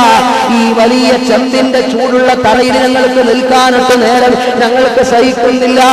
ഈ ചെമ്പിന്റെ തറയിൽ ചവിട്ടിക്കൊണ്ട് നിൽക്കാൻ ഞങ്ങൾക്ക് കഴിയുന്നില്ല. ആ ബാപ്പാനെ ഇങ്ങ് കൊണ്ടിട്ടാ, ആ ഉമ്മാനെ ഇങ്ങ് കൊണ്ടിട്ടാ, അവരെ കിടത്തിയിട്ടവരുടെ മുകളിൽ കയറി ഞങ്ങൾ നിൽക്കട്ടെ റബ്ബേ. ഉമ്മ മക്കളെ വിളിച്ചു പറയുന്നത് നമ്പരാണുണ്ടോ? ഉമ്മമാരെ, വാപ്പമാരെ നിങ്ങൾ ശ്രദ്ധിക്കണേ. ഈ പ്രിയപ്പെട്ട മകൻ, ആ മകളെ ചേർത്ത് വെച്ച്, ആ മകനെ ചേർത്ത് വെച്ച് ഉമ്മ ചുംബനാരവങ്ങൾ ചിന്തിക്കുമ്പോ ഞാൻ ആലോചിച്ചു പോയി, പടച്ചവനെ ഈ 16 വയസ്സ് പ്രായമുള്ള മോൻ ഇന്നുവരെ ഉമ്മാന്റെ മുഖത്ത് നോക്കി ഉമ്മ എന്ന് വിളിച്ചിട്ടില്ല. സംസാരശേഷിയില്ലാത്ത മോനാണ്. എഴുന്നേറ്റ് നടന്നിട്ടില്ല, നടക്കാൻ കഴിയില്ല, കൈകാലുകളെല്ലാം ദൗർബല്യപ്പെട്ട് ഈർക്കില് പോണ്ട് മെല്ലിച്ച് നീളം വെച്ചതാണ്. ആ മകന്റെ വായിലൂടെ ഉണനീരെപ്പോഴും ഒഴുകിക്കൊണ്ടിരിക്കുന്നു. ഈച്ച പറ്റാൻ വരുമ്പോ ആ ഉമ്മ തൂവാല കൊണ്ട് ഇങ്ങനെ ഈച്ചയാട്ടുന്നു. ഒലിച്ചു വരുന്ന തുപ്പുനീര് ആ മാതാവ് വാത്സല്യ സമ്പന്നമായി, സ്നേഹസമ്പൂർണമായി കയ്യിലുള്ള തൂവാല കൊണ്ട് ഒപ്പിയെടുക്കുന്നു. നമ്മുടെ മക്കളെ കാണുമ്പോ നമുക്ക് വലിയ പ്രതീക്ഷയല്ലേ? ഈ മാതാവിനെ, മകനെ കാണുമ്പോൾ എന്ത് പ്രതീക്ഷയാണുള്ളത്? ആലോചിച്ചു നോക്കൂ മുസ്ലിമീങ്ങളെ. ഒരു ഉമ്മാക്കല്ലാതെ ഇത് ചെയ്യാൻ കഴിയുമോ? ഒരു വാപ്പ ഇത് ചെയ്യുമോ? ഒരു ഉമ്മാക്കല്ലാതെ കൈകാലുകൾക്ക് ശേഷി നഷ്ടപ്പെട്ടു പോയ, സംസാരത്തിന്റെ ശേഷി നഷ്ടപ്പെട്ടു പോയ, ഉമ്മാന്റെ മുഖത്ത് നോക്കി ഉമ്മ എന്ന് വിളിക്കാത്ത, പുഞ്ചിരിക്കാത്ത ഒരു ജഡം പോലത്തെ ഈ മനുഷ്യക്കോലത്തെ പോറ്റുകയും അതിന് ഭക്ഷണം കൊടുക്കുകയും അതിന് സ്നേഹത്തോടെ മാറോ ചേർത്ത് പിടിച്ച് ചുംബിക്കുകയും ചെയ്യുന്ന ഈ ഉമ്മ, ആ ഉമ്മാക്കല്ലാതെ ലോകത്താർക്കാണ് ഈ സ്നേഹം ഈ കുഞ്ഞുമോനെ കൊടുക്കാൻ കഴിയില്ല. അവിടെ നിന്ന് തുറത്തായിരുന്നു പോയി മഹാനായ മദരിത്തങ്ങളുടെ ചാരത്ത് നിന്ന് ഈ കുട്ടി ആ ഉമ്മാക്ക് മുമ്പേ മരണപ്പെട്ടു പോയില്ലെങ്കിൽ ഈ പെണ്ണുമോനെ ലോകത്ത് ഏത് മനുഷ്യനാ ആരാണ് സംരക്ഷിക്കുക? ലോകത്താരാണ് പൊന്നുമോനെ ലാളിക്കുക? ലോകത്താരാണ് കുഞ്ഞുമോന് വാത്സല്യം കൊടുക്കുക? എന്റെയും നിങ്ങളുടെയും മക്കൾ ആരോഗ്യമുള്ള മക്കളാണ്. എന്റെയും നിങ്ങളുടെയും മക്കൾ വലിയ സംസാരശേഷിയുള്ള, നമ്മളോട് കൊഞ്ചിക്കൊഴഞ്ഞു വർത്തമാനം പറയുമ്പോ നമ്മളുടെ വണ്ടി നമ്മുടെ ഗേറ്റിന്റെ ഫ്രണ്ടിലേക്ക് വരുമ്പോ ഉപ്പാ വാപ്പാ എന്ന് വിളിച്ചു ഓടി വരുന്ന നമ്മുടെ പ്രിയപ്പെട്ട മക്കളാണ്. എത്രയോ എത്രയോ മാതാപിതാക്കൾ കല്ലമ്പലത്തിനടുത്തൊരു ഒരു ബുറുദ മജ്‌ലിസിന് പോയപ്പോ എന്റെ കയ്യിൽ പിടിച്ചിട്ട് ഒരു എക്സൈസ് ഉദ്യോഗസ്ഥനായ സഹോദരൻ പറഞ്ഞു, ഉസ്താദേ എന്റെ വീട്ടിലേക്ക് നിങ്ങളൊന്ന് വരണം. ഞാൻ പറഞ്ഞു, എനിക്ക് ടൈമില്ല, എനിക്ക് നേരമില്ല. ഉസ്താദെ തീർച്ചയായും വന്നിട്ട് പോയേ പറ്റൂ. ഞാൻ പറഞ്ഞു, രാത്രി പോയിട്ട് എനിക്ക് മറ്റൊരു യാത്ര പോകാനുണ്ട്. എന്റെ വീട്ടിൽ നിങ്ങൾ വരാതെ പോയാൽ എനിക്ക് വലിയ വിഷമമാണ്. നിർബന്ധിച്ച് അദ്ദേഹം എന്നെ കൊണ്ടുപോയി. അദ്ദേഹം കാറ് സ്വയം ഡ്രൈവ് ചെയ്യുമ്പോൾ ഞാൻ ഫ്രണ്ടിലത്തെ ഇടതുഭാഗത്തെ സീറ്റിലിരിക്കുകയാണ്. അദ്ദേഹം ഇങ്ങനെ ഡ്രൈവ് ചെയ്ത് എനിക്കൊരു കുഞ്ഞുമോളുണ്ട്. 7 വയസ്സ് വരെ നല്ലപോലെ സംസാരിച്ച മോളാ. ഉസ്താദ് പ്രഭാഷണം നടത്തിയ ഈ പള്ളിയിൽ അവൾ മദ്രസയിൽ 2ാം ക്ലാസ്സിലോ 3ാം ക്ലാസ്സിലോ പഠിച്ച മോളാണ്. അവൾ നല്ലപോലെ സംസാരിക്കുന്ന മോളാണ്. അവൾ പാട്ടുപാടി നിവേദനത്തിനും മറ്റും ഫസ്റ്റ് മേടിച്ച മോളാണ്. ഇപ്പൊ എന്റെ മോൾക്ക് എന്തോ ബ്രെയിനിൽ എന്തോ ഞരമ്പുകൾ തമ്മിലുള്ള ബ്ലഡ് സർക്കുലേഷൻ കംപ്ലൈന്റ് ആയിട്ട് അവൾ സംസാരിക്കാറില്ല. ഇതും പറഞ്ഞ് ഈ സങ്കടം പറഞ്ഞ മോൾക്കൊന്ന് മന്ത്രിപ്പിക്കാനാണ് എന്നെ കൊണ്ടുപോകുന്നത്. ബുറുദ മജ്‌ലിസിൽ നമ്മുടെ ബുറുദ കണ്ടിട്ടും നമ്മുടെ പ്രഭാഷണം കേട്ടിട്ടും വഅദ് കേട്ടിട്ടും പ്രതീക്ഷയോടെ ഈ സഹോദരൻ ഞങ്ങളെ കൊണ്ടുപോയതാണ്. ഞാൻ ആ വീട്ടിന്റെ ഗേറ്റിന്റെ കവാടത്തിനടുത്തെത്തിയപ്പോൾ ഡ്രൈവിംഗ് ചെയ്തുകൊണ്ടിരുന്ന സഹോദരൻ പൊട്ടി അങ്ങ് കരയാൻ തുടങ്ങി. ആ നിലവിളി പോലെ ആയി കരച്ചിൽ. അയാൾ പറയുകയാണ്, ഞാൻ ഡ്രൈവ് ചെയ്ത് എന്റെ വണ്ടി ഹോൺ അടിച്ച് ഈ ഗേറ്റിന്റെ ഫ്രണ്ടിലെത്തിയാൽ എനിക്ക് വേണ്ടി വന്ന് ഗേറ്റ് തുറന്നു തരുന്നത് എന്റെ പൊന്നുമോളായിരുന്നു ഉസ്താദ് എന്ന് പറഞ്ഞ മനുഷ്യൻ ഇറങ്ങിയിട്ട് വണ്ടി നിർത്തിയ മനുഷ്യൻ ഇറങ്ങിയിട്ട് ഗേറ്റ് തുറന്ന് വീണ്ടും വണ്ടി ഡ്രൈവ് ചെയ്ത് അകത്തേക്ക് കൊണ്ടുപോയി. അകത്തെ റൂമിൽ ചെന്ന് ഞാൻ നോക്കുമ്പോൾ ഒരു കസേര, ഇതുപോലത്തെ ഒരു സെയിം കസേര. ആ കസേരക്കകത്ത് കുഞ്ഞുമോൾ, 7 വയസ്സായ മനോഹരിയായ പൊന്നുമോൾ. അവളുടെ മുഖം കണ്ടാൽ അമ്പിളി പോലെ നിഷ്കളങ്കമാണ്. ആ മുഖമുള്ള കുഞ്ഞുമോളുടെ 2 കൈയും പിടിച്ച ആ കസേരയിൽ, ഫൈബർ കസേരയിൽ തുണി കൊണ്ട് ഇങ്ങനെ കെട്ടിവെച്ചിരിക്കുകയാണ്. ഞാൻ ചോദിച്ചു, ഇക്ക എന്തിനായി മോളെ കൈ ഇങ്ങനെ കെട്ടിവെച്ചിരിക്കുന്നത്? ഉസ്താദെ കൈ അടിച്ചു വിടാൻ നിർവാഹമില്ല, കൈ രണ്ടും അടിച്ചു പറിക്കുകയാണ്. കിടന്നെടുത്ത് തന്നെയാണ് കാഷ്ടിക്കുക, മൂത്രമൊഴിക്കുക. എപ്പോഴും ഒച്ചപ്പാടും ബഹളവും ഇങ്ങനെ ഉണ്ടാക്കിക്കൊണ്ടിരിക്കും. അവൾക്ക് വാപ്പാനെ അറിയില്ല, ഉമ്മാനെ അറിയില്ല. ആ എത്രയോ ലക്ഷക്കണക്കിന് രൂപ ഞങ്ങൾ ട്രീറ്റ്മെന്റിന് വേണ്ടി ചെലവാക്കിയിട്ടുണ്ട്. എത്രയോ ലക്ഷക്കണക്കിന് രൂപ ട്രീറ്റ്മെന്റിന് വേണ്ടി ചെലവാക്കിയിട്ടുണ്ട്. പക്ഷേ ഒരു ഫലവും കണ്ടിട്ടില്ല. ആ മാതാവ് എന്തൊരു വിഷമമാണ്, ആ പിതാവിന് എന്തൊരു സ്നേഹമാണ് ആ കുഞ്ഞുമോളോട്. മന്ദബുദ്ധികളെ പോലെ 2 കൈയും ഇങ്ങനെ പിറകെ കെട്ടിയിട്ടിട്ട് ഒരു സുന്ദരിയായ മോളിങ്ങനെ ഇരുന്ന് എന്തൊക്കെയോ ശബ്ദമുണ്ടാക്കി നിലവിളിച്ച് ഞങ്ങളെ കാണുമ്പോ കോക്കറി കാണിക്കും പോലെ കാണിച്ച് ആ കുഞ്ഞിങ്ങനെ വികൃതമായൊരു കൊരങ്ങിന്റെ പോലത്തെ തോഷ്ടികൾ കാണിക്കുമ്പോ അക്ഷരാർത്ഥത്തിൽ എന്റെ കൽവ് പറ്റുപോയി. ഞാൻ ആലോചിച്ചു പോയി, റബ്ബേ, മന്ദബുദ്ധികളായ മക്കളെ കൊടുത്ത് നീ മുഅ്മിനീങ്ങളെ പരീക്ഷിക്കുന്നത് വലിയ പരീക്ഷണമാണ്. എത്രയോ മന്ദബുദ്ധികളായ മക്കളില്ലേ? നമ്മുടെ മക്കൾക്ക് ബുദ്ധിയുള്ളത് കൊണ്ട് നമുക്ക് അല്ലാഹുവിന്റെ നിഅമത്ത് അറിയില്ല. നമ്മുടെ മക്കൾക്ക് നല്ല കാര്യക്ഷമതയുള്ള മക്കളായതുകൊണ്ട് അതിന്റെ മൂല്യം നമുക്കറിയില്ല. എന്നാൽ ഈ സഹോദരൻ മോളെ കെട്ടിപ്പിടിച്ച് കരയുകയാണ്. ഞാൻ അവളുടെ തലയിൽ ഇങ്ങനെ കൈവച്ചപ്പോൾ, മന്ത്രിക്കാൻ വേണ്ടി കൈവച്ചപ്പോൾ അവൾ എന്തൊക്കെയാണ് എന്നോട് കാണിക്കുന്നത്? 7 വയസ്സ് പിന്നിട്ട പൊന്നുമോളാണ്. മദ്രസയിൽ നബിദിനത്തിന് പാട്ടുപാടി ഫസ്റ്റ് മേടിച്ച പഠിക്കാൻ മിടുക്കിയായ പൊന്നുമോൾ. പ്രിയപ്പെട്ട മുഅ്മിനീങ്ങളെ, എല്ലാം അല്ലാഹുവിന്റെ പരീക്ഷണമാണ്. ആ പരീക്ഷണത്തിൽ നമ്മളെല്ലാം വിജയിക്കണം. അതുകൊണ്ട് എന്റെ മജ്‌ലിസിൽ വന്ന പ്രിയപ്പെട്ട ഉപ്പമാരോടും എന്റെ ഉമ്മമാരോടും ഞാൻ ആവർത്തനം പറയുന്നു. നമ്മുടെ ഉമ്മമാർ, നമ്മുടെ വാപ്പമാർ ഈ മന്ദബുദ്ധിയായ മകളിൽ എന്തൊരു പ്രതീക്ഷയാണ് ആ പിതാവിന്, ഈ മന്ദബുദ്ധിയായ മകളിൽ എന്തൊരു പ്രതീക്ഷയാണ് ആ മാതാവിന്. എത്ര സശ്രദ്ധമാണ് അവർ അതിനെ നോക്കുന്നത്. ഒരു ഉമ്മാക്കല്ലാതെ അങ്ങനെ നോക്കാൻ കഴിയുമോ? ഒരു വാപ്പാക്കല്ലാതെ അങ്ങനെ ട്രീറ്റ്മെന്റിന് വേണ്ടി ലക്ഷങ്ങൾ ചെലവഴിക്കാൻ കഴിയുമോ? ഇത്രയേറെ സ്നേഹം നമ്മുടെ മക്കൾക്ക് വേണ്ടി മാതാപിതാക്കൾ സമ്മാനിച്ചാലും അവർ വളർന്നു വലുതാകുമ്പോ ഉമ്മാനെക്കാളും അവർക്ക് താല്പര്യം അവന്റെ ഭാര്യയും അവന്റെ മക്കളുമാണ്. അവന്റെ വാപ്പാനെക്കാളും അവന് ഇൻട്രസ്റ്റ് അവന്റെ ഭാര്യയും അവന്റെ മക്കളുമാണ്. ഒരു വേള ഇവൻ ചിന്തിക്കട്ടെ, ഞാനും ഇതുപോലെ എന്റെ കുഞ്ഞുമോനായിരുന്നു ഉമ്മാക്ക്, ഞാനും ഇതുപോലെ എന്റെ വാപ്പാക്ക് പൊന്നുമോനായിരുന്നു. എനിക്കൊരുപാട് ത്യാഗം സഹിച്ചാണ് എന്റെ പൊന്നുവാപ്പ എന്നെ വളർത്തിയത്.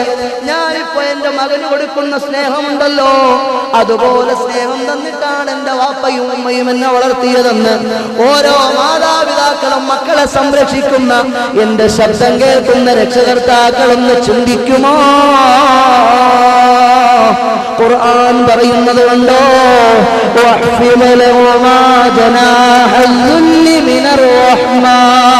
കാരുണ്യത്തിന്റെ ചിറകുകൾ അവർക്ക് വേണ്ടി നിങ്ങൾ താഴ്ത്തി കൊടുക്കണം.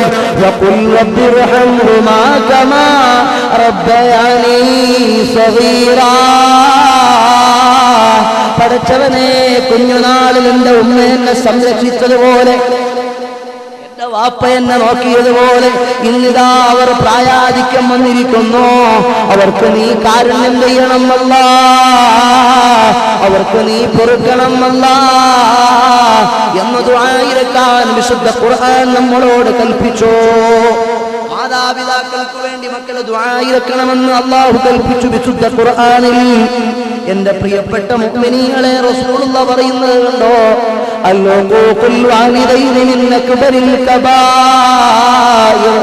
മാതാപിതാക്കളെ ദ്രോഹിക്കാൻ പാടില്ല, അത് വൻപാപങ്ങളിൽ പെട്ടതാണ്.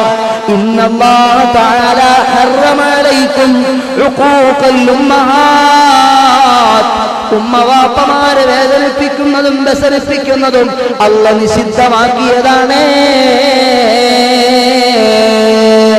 നിങ്ങൾക്ക് മഹാനായ സ്വഹാബി വര്യന്മാർ, മഹാനായ സിദ്ദീഖുൽ അൻസാർ തങ്ങൾ എന്നൊരു മഹാനെ അറിയുമോ? ഉമ്മാനെ ധിക്കരിച്ചതിന്റെ പേരിൽ ധാരാളം വ്യസനം അനുഭവിക്കേണ്ടി വന്ന മഹാനാണ്. അങ്ങനെ ചരിത്രത്തിൽ എത്ര എത്ര ആളുകളുണ്ട് മുഅ്മിനീങ്ങളെ. അതാ അലി ഇബ്നു അബീ താലിബ് റളിയല്ലാഹു അൻഹു ഒരു പാതിരാ സമയത്ത് കഅബാലയത്തിന്റെ ഓരത്തിൽ നിന്നൊരു വല്ലാത്ത ശബ്ദം കേട്ടിട്ട് തന്റെ പ്രിയപ്പെട്ട പൊന്നുമക്കളായ ഹസനും ഹുസൈനെയും വിളിക്കുകയാണ്. മക്കളെ ഹസനൈൻ. വാപ്പാന്റെ ചാരത്തേക്ക് ഓടി വന്നപ്പോ മക്കളോട് വാപ്പ പറയുകയാണ്, മോനെ ഹസനെ ഹുസൈനെ, ഈ പാതിരാത്രി സമയത്ത് എവിടെ നിന്നോ വലിയ ശബ്ദം കേൾക്കുന്നു, അതെവിടെയാണെന്നൊന്ന് നോക്കിയിട്ട് വരുമോ? ഈ രണ്ട് ചെറിയ മക്കളും കൂടി പാതിരാത്രി സമയത്ത് രണ്ട് കൈകളും കോർത്തു പിടിച്ച് നടക്കുകയാണ്. എവിടെ നിന്നാണ് ശബ്ദം വരുന്നതെന്നറിയാൻ നോക്കുമ്പോൾ കഅബാലയത്തിന്റെ ഭാഗത്ത് നിന്നാണ് ശബ്ദം കേൾക്കുന്നത്. രണ്ടുപേരും കൂടി കഅബാലയത്തിന്റെ ചാരത്തേക്ക് ചെല്ലുമ്പോൾ ഒരു മനുഷ്യൻ അവിടെ കിടന്ന് നിലവിളിക്കുകയാണ്. ഒരു മനുഷ്യൻ അവിടെ കിടന്ന് ആർത്തട്ടഹസിച്ച് നിലവിളിക്കുകയാണ്. ഈ രണ്ട് ചെറിയ മക്കളും ചാരത്ത് ചെന്നിട്ട് ചോദിച്ചു, അല്ല സഹോദരാ, നിങ്ങളാരാണ്? നിങ്ങളെവിടുന്നാണ് വന്നത്? ഈ പാതിരാത്രി എന്തിനാണ് കഅബാലയത്തിന്റെ ചാരത്ത് കിടന്നിങ്ങനെ നിലവിളിക്കുന്നത്? എന്തിനാണ്? ആ സമയത്ത് ഈ മനുഷ്യൻ പറയുകയാണ്, നിലവിളിക്കും പാപി ഞാനൻ കഥകൾ ചൊല്ലിടാം, കഥന കഥകൾ കേൾക്കുവാൻ കാതോർത്തു നിൽക്കാമോ? മക്കളെ, ഞാൻ എന്റെ കഥനകഥകൾ നിങ്ങളോട് പറയട്ടെ, നിങ്ങൾ എന്റെ കഥനകഥകൾ കേൾക്കുമോ? ആ സമയത്ത് ഹസനും ഹുസൈനും പറയുകയാണ്, ഞങ്ങൾ ഈ രാജ്യത്തെ ഖലീഫയുടെ മക്കളാ, നിങ്ങൾക്ക് എന്തെങ്കിലും വിഷമം ബോധിപ്പിക്കാനുണ്ടെങ്കിൽ ഈ രാജ്യത്തെ ഖലീഫയോട് നിങ്ങൾക്ക് പറയാം, ഈ രാജ്യത്തെ ഭരണാധികാരിയോട് നിങ്ങൾക്ക് സൂചിപ്പിക്കാം. നിങ്ങൾ അദ്ദേഹത്തിന്റെ സമക്ഷത്തിലേക്ക് വരുമോ? ഈ മനുഷ്യൻ പറയുകയാണ്, എന്റെ ശരീരത്തിലേക്ക് നിങ്ങളൊന്ന് സൂക്ഷിച്ചു നോക്കുമോ? പുഴുക്കൾ വമിക്കുന്നുണ്ട്, രക്തമൊഴുകുന്നുണ്ട്, ചലവും പഴുപ്പും ചീന്തലും വമിക്കുന്നുണ്ട്. ഒരിഞ്ചു പോലും ഇനി നടക്കാനോ സഞ്ചരിക്കാനോ ആ മനുഷ്യന് കഴിയില്ല. അങ്ങനെ ദാരുണമായ ഒരു ദുരവസ്ഥയിൽ ആ മനുഷ്യൻ ഇങ്ങനെ കിടക്കുകയാണ്. ആ മനുഷ്യൻ ചോദിച്ചു, മക്കളെ നിങ്ങൾ എന്നെ കാണുന്നില്ലേ? എന്റെ അവസ്ഥ മനസ്സിലാക്കുന്നില്ലേ? എനിക്കിനി ഒരു ഇഞ്ചു പോലും ഇവിടെ നനങ്ങാൻ കഴിയില്ല. നിങ്ങളുടെ പ്രിയപ്പെട്ട ഖലീഫയോട്, നിങ്ങളുടെ പിതാവിനോട് എന്റെ ചാരത്തുനിന്ന് വരാൻ പറയുമോ? എല്ലാ മുഅ്മിനീങ്ങളും ഒന്ന് എഴുന്നേറ്റ് നിൽക്കുമോ? നമുക്ക് ഈ മജ്‌ലിസ് പിരിയാം മുഅ്മിനീങ്ങളെ. എല്ലാ മുഅ്മിനീങ്ങളും ഒന്ന് എഴുന്നേറ്റ് നിൽക്കുമോ? പുറത്തു നിൽക്കുന്ന ചെറുപ്പക്കാരടക്കം ഒന്ന് എഴുന്നേറ്റടുത്തേക്ക് വരുമോ? നമ്മുടെ ഈ മജ്‌ലിസ് നമുക്കൊന്ന് പിരിയാം മുഅ്മിനീങ്ങളെ. ഈ സഹോദരൻ പറയുകയാണ്, നിങ്ങൾ നിങ്ങളുടെ പിതാവിനോടൊന്ന് വരാൻ പറയുമോ? നേരെ ഈ ചെറിയ രണ്ട് മക്കളും അലിയാർ തങ്ങളുടെ സമക്ഷത്തിൽ ചെന്നിട്ട് പറഞ്ഞു, ഓ പ്രിയപ്പെട്ട വാപ്പാ, നിങ്ങളാ കഅബാലയത്തിന്റെ ചാരത്തേക്കൊന്ന് ചെല്ലുമോ? അവിടെ ഹതഭാഗ്യനായ ഒരു മനുഷ്യൻ കിടക്കുന്നുണ്ട്, അവിടെ ദൗർഭാഗ്യവാനായ ഒരു മനുഷ്യൻ കിടക്കുന്നുണ്ട്. അദ്ദേഹത്തിന്റെ ശരീരമാസകലം തൃണങ്ങളാണ്, അദ്ദേഹത്തിന്റെ ശരീരമാസകലം പുഴുക്കളാണ്. പുഴുക്കൾ ഒലിക്കുന്ന ഗുണങ്ങളിൽ നിന്ന് പഴുപ്പും ചലവും ചീഞ്ചലവും രക്തവും ഒലിക്കുന്ന ഒരു ഹതഭാഗ്യനായ മനുഷ്യന്റെ ദാരുണമായ ദുരന്തം ആ കഅബാലയത്തിന്റെ ചാരത്ത് കാണുന്നു. വാപ്പാ, നിങ്ങളൊന്ന് വരുമോ? അലി ഇബ്നു അബീ താലിബ് തങ്ങൾ അങ്ങോട്ട് കടന്നു ചെല്ലുമ്പോൾ ഈ മനുഷ്യൻ പറയുകയാണ്, തങ്ങളെ നിങ്ങൾ റസൂലുള്ളാഹിന്റെ മരുമകനല്ലയോ? ഞങ്ങൾക്കൊരു യോഗ്യതയുള്ള ആളുകളല്ല. ഞങ്ങൾ നിന്റെ ദീന് പറഞ്ഞിട്ട് ഈ മുഅ്മിനീങ്ങളോട് ഇത് ഉയർത്തി കാണിച്ച്, ഇത് ഇസ്മായിൽ നബിയുടെ പാദസ്പർശനമേറ്റ വെള്ളമാണ്, ഇത് ഹറം ശരീഫിൽ നിന്ന് വന്ന വെള്ളമാണ്, ഇത് ഏറ്റെടുക്കാൻ സന്മനസ്സുള്ളവരാരെങ്കിലും ഉണ്ടോ എന്ന് ഞങ്ങൾ ഈ മജ്‌ലിസിൽ ചോദിച്ചപ്പോൾ പ്രസിദ്ധി ആഗ്രഹിക്കാതെ ഒരു സഹോദരൻ ഈ മജ്‌ലിസിൽ 3333 രൂപ തന്നെ ഞാനത് ഏറ്റെടുക്കാമെന്ന് വാഗ്ദാനം ചെയ്തു. പടച്ചറബേ, അദ്ദേഹം അത് ഏറ്റെടുക്കാമെന്ന് സമ്മതിച്ചു. അദ്ദേഹത്തിന്റെ കാര്യം നീ ഏറ്റെടുക്കണമല്ലോ, നീ ഏറ്റെടുക്കണമല്ലോ, നീ ഏറ്റെടുക്കണമല്ലോ. അതിനുശേഷം അദ്ദേഹം ഈ സംഘാടകരോട്, ഞാൻ എൻ്റെ ഇന്നാലിന്ന വിഷയത്തിനാണ് ഏറ്റെടുത്തത്, അതെനിക്ക് പാസായി എന്ന് പറയുന്നൊരു തരത്തിലേക്ക് നീ എത്തിക്കണമല്ലോ. ഞങ്ങൾ മോശക്കാരാണ്, തെറ്റുകാരാണ്, പക്ഷേ ഞങ്ങൾ നിൽക്കുന്ന ഈ ദർബാർ ശ്രേഷ്ഠമായ ദർബാറാണ്. ഞങ്ങൾ വിവരം കുറഞ്ഞവരാണെങ്കിലും റസൂലുള്ള പറഞ്ഞ മജ്‌ലിസുൽ ഇൽമി റൗദത്തുൻ മിൻ റിയാദിൽ ജന്ന എന്ന മജ്‌ലിസിലാണ് ഞങ്ങളുള്ളത്. റബ്ബേ, ബറക്കത്ത് കൊണ്ട്, നീ ഹബീബിന്റെ ബറക്കത്ത് കൊണ്ട്, മഹാന്മാരുടെ ബറക്കത്ത് കൊണ്ട്, വിശേഷിച്ച് ഇവിടെ മറപ്പെട്ട് കിടക്കുന്ന ഔലിയാന്റെ ബറക്കത്ത് കൊണ്ട് നീ ഏറ്റെടുക്കണം റഹ്മാനേ. നീ അദ്ദേഹത്തെയും കുടുംബത്തെയും നിരാശപ്പെടുത്തല്ലേ അല്ലാഹ്. ബിഹഖ്ഖി നബി മുഹമ്മദിൻ, بحق النبي محمد، بحق النبي محمد صلى الله عليه وسلم. അങ്ങനെ മഹാനായ അലി ഇബ്നു അബീ താലിബ് റളിയല്ലാഹു അൻഹു ആകുന്ന നേതാവ് നേരെ ഈ മനുഷ്യന്റെ ചാരത്തേക്ക് ചെന്ന് നിന്നപ്പോൾ അലിയാർ തങ്ങളോട് പറയുകയാണ്, അലിയാർ തങ്ങളെ, നിങ്ങൾ റസൂലുള്ളാഹിന്റെ മരുമകനാണ്, നിങ്ങൾ ഫാത്തിമ ബീവിയുടെ ഭർത്താവാണ്, നിങ്ങൾ ഹസൻ ഹുസൈനിന്റെ പിതാവാണ്. ഈ കഅബാലയത്തിന്റെ കരിങ്കൽ ഭിത്തികളിൽ പിടിച്ചിട്ട് എനിക്ക് അനുകൂലമായി അല്ലാഹുവിന്റെ ദർബാറിലൊന്ന് ദുആയിരക്കുമോ തങ്ങളെ? ആ സമയത്ത് അലിയാര് തങ്ങൾ ചോദിച്ചു, സഹോദരാ നിനക്കെന്തു പറ്റി, നിനക്കെന്തു പറ്റി സഹോദര?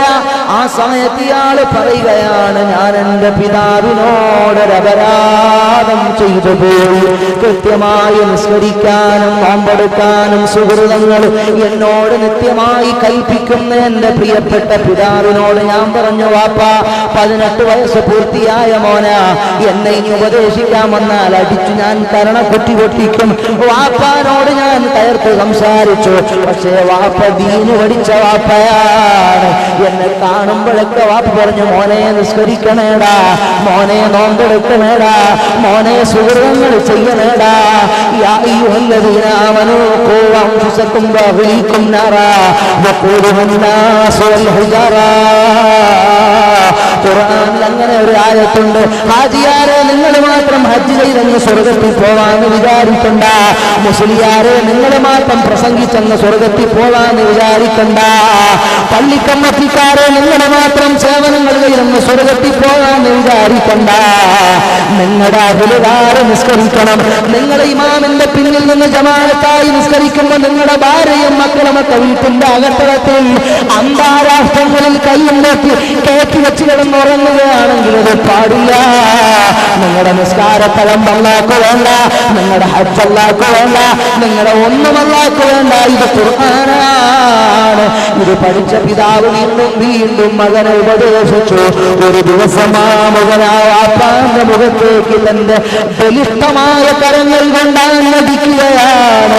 നിലത്ത് വീണ വാപ്പാന്റെ നെഞ്ചത്ത് കാലെടുത്ത് വെച്ചിട്ട് വാപ്പാന്റെ മുഖത്തേക്ക് കാർക്കിച്ചെന്ന് തുപ്പുകയാണ്. മനസ്സ് വേദനിച്ചു പോയ പിതാവ് പറഞ്ഞു, എടാ നിനക്കെതിരെ ഞാൻ പടച്ച റബ്ബിന്റെ കഅബാലയത്തിൽ പോയി ദുആയിരക്കുമടാ. ഈ മകനതാ കളിക്കളത്തിൽ പോയിട്ട് മടങ്ങിയിരുന്ന സമയത്ത് അവൻ അനങ്ങാൻ കഴിയുന്നില്ല. ആലോചിച്ചു പോയി, പടച്ചവനെ ഇന്ന് രാവിലെ വാപ്പാനോട് ഞാൻ വേണ്ടാത്തരം പ്രവർത്തിച്ചു പോയിട്ടുണ്ടോ? എനിക്കെതിരെ വാപ്പ ദ്വാരക്കാൻ കഅബാലയം ലക്ഷ്യമാക്കി യാത്രയായിട്ടുണ്ടോ?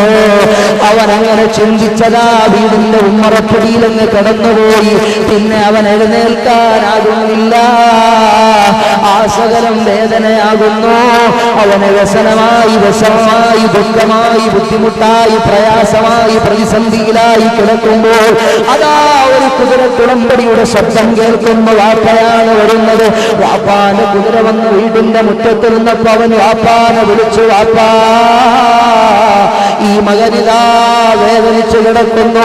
ഇനി ഞാൻ വാപ്പാനെ അനുസരിക്കാൻ, വാപ്പാനെ വഴിപ്പെടാൻ, നിസ്കരിക്കാൻ, നോമ്പെടുക്കാൻ, സൽക്കർമ്മം ചെയ്യാൻ എനിക്കനുകൂലമായി കഅബാലയത്തിൽ പോയി വാപ്പയൊന്ന് ദുആയി വന്ന് തരുമോ? ഈ മകനെയും അയാ താങ്ങിയെടുത്ത് വാത്സല്യ സമ്പന്നനായ പിതാവിന്റെ ഹൃദയം പൊട്ടുകയാണ്. തന്റെ മകനതാ ആരോഗ്യ ദൃഢഗാത്രനായ മകനിതാ തരിച്ചു നിലത്ത് കിടന്ന് നിലവിളിക്കുമ്പോ ആ മകനെ താങ്ങിയെടുത്ത് കുതിരപ്പുറത്തിരുത്തിയിട്ട് താൻ പോയി കഅബാലയത്തിന്റെ കാരിങ്കൽ ഭിത്തികൾക്ക് താഴെ നിന്ന് മകനെതിരായി ദുആയിരുന്ന പിതാവ് അതേ മകനെയും കൊണ്ടുപോയി അനുകൂലമായി പ്രാർത്ഥനയ്ക്ക് പുറപ്പെടുകയാണ്.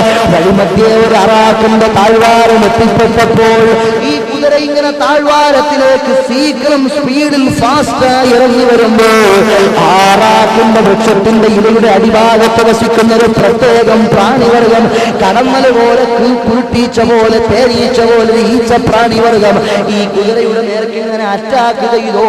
കുതിരയ്ക്കാകെ മതമിളകി, അതിന്റെ ലക്കും ലകാരം പൊട്ടിച്ചതിങ്ങനെ ഓടാൻ തുടങ്ങി. മരം പൊട്ടിയതുപോലെ അതാ അടുത്തുള്ള വലിയ പാറക്കൂട്ടങ്ങൾക്കിടയിലേക്ക് പിതാവിനെയും മകനെയും വഹിച്ചുകൊണ്ട് കുതിര ഇങ്ങനെ സ്പീഡിൽ പോവുകയാണ്.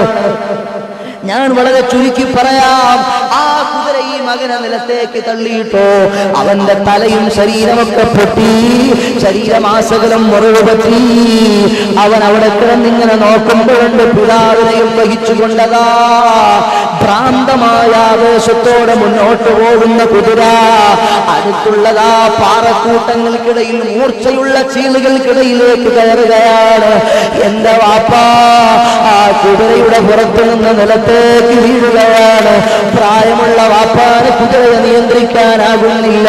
വൃദ്ധനായ പിതാവിന് ഭ്രാന്തമായ ആവേശത്തോടെ മുന്നോട്ട് കുതിക്കുന്ന കുതിരയെ നിയന്ത്രിക്കാനാകുന്നില്ല. ആ കുതിര ഇങ്ങനെ പാറക്കെട്ടുകൾക്കും ഇതേ ഫാസ്റ്റായി ചാടി ചാടി പോകുമ്പോൾ വാപ്പ കുതിരയുടെ പുറത്തു നിന്ന് മൂർച്ചയേറിയ പാറക്കെട്ടുകളുടെ ചീളുകൾക്കിടയിലേക്ക് വന്ന് വീഴുകയാണ്. തലച്ചോറ് തകർന്ന് പരിപ്പണമായി പാർട്സായി പീസായി വാപ്പാന്റെ ശരീരം മാറുകയാണ്. ഞാൻ അവിടെ കിടന്ന് നിലവിളിച്ചു പോയി, റബ്ബേ എന്റെ പിതാവ് എന്റെ കൺമുന്നിലതാ ചിന്നിച്ചിതറി മരണപ്പെട്ടുപോയി. അതാ കഴുകന്മാരെത്തുന്നതിന് മുമ്പ് ജനാസയെങ്കിലും ഒന്നെടുത്ത് മറമാടാൻ എനിക്ക് നീ തൗഫീഖ് നൽകണം വന്നോ എന്ന് ഞാനങ്ങ് ദുആയിരുന്നിട്ട് ഇഴയാൻ ശ്രമിക്കുമ്പോൾ ഇഴയാനാകുന്നുണ്ട്. ഞാൻ ഇഴഞ്ഞിതിന്റെ ചാരത്ത് വന്നിട്ട് വാപ്പാന്റെ ചിന്നിച്ചിതറിയ ജനാസ ഞാനെടുത്ത് കോർത്തതാ ഒരു കുഴിയിലേക്ക് വെച്ചിട്ട് ഞാനങ്ങ് മറമാടി. എന്നിട്ട് ആ രാത്രി മുതൽ ഞാൻ യാത്ര ആരംഭിച്ചു. തൈവ ലക്ഷ്യമാക്കി പൊട്ടിത്തകർന്ന മുറിവായി ഡീപ്പായി എഞ്ചറി ബാധിച്ച എന്റെ ശരീരങ്ങളിൽ നിന്ന് രക്തമൊഴുകി പുഴുക്കൾ വമിച്ച് ദുർഗന്ധം വമിച്ച് അതാ പഴുപ്പും ചലവും ചീഞ്ചലവും ഒഴുകി. ഇത്ര വികൃതമായി എന്നെ കണ്ടില്ലേ ഖലീഫ? എത്രയോ ദിവസമായി ഞാൻ ഇഴഞ്ഞിഴഞ്ഞ് ഈ കഅബ ലക്ഷ്യമാക്കി യാത്ര ചെയ്ത് ഈ പാതിരാ നേരത്ത് ഇവിടെ വന്നെത്തിയതാണ്. കാണുന്ന കഅബയുടെ കൊല്ല പിടിച്ചിട്ട് എനിക്ക് അനുകൂലമായി പടച്ചറപ്പിന്റെ ദർബാറിലേക്ക് ഒന്നതുമായി ഒന്ന് തരുമാ ഖലീഫ.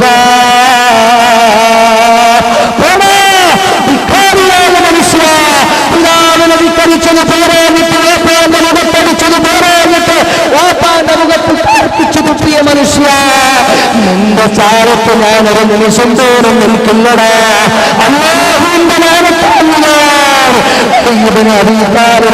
വളരെ കൗശമായി ബോധാന്തരായി സംസാരിക്കുന്ന സമയത്ത് ഈ മനുഷ്യൻ കിടന്ന് നിലവിളിക്കുന്നു, ഖലീഫ എന്റെ വാപ്പ എനിക്ക് സംതൃപ്തിയുള്ള വാപ്പയാ, ഈ മകനാ പിതാവിന് സംതൃപ്തിയുള്ള മോനവാ.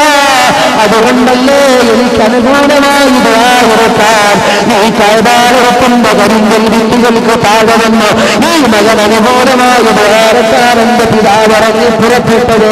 അതുകൊണ്ട് നിങ്ങളെന്ന് എനിക്ക് അനുകൂലമായെന്ന് പ്രാർത്ഥിക്കുമോ?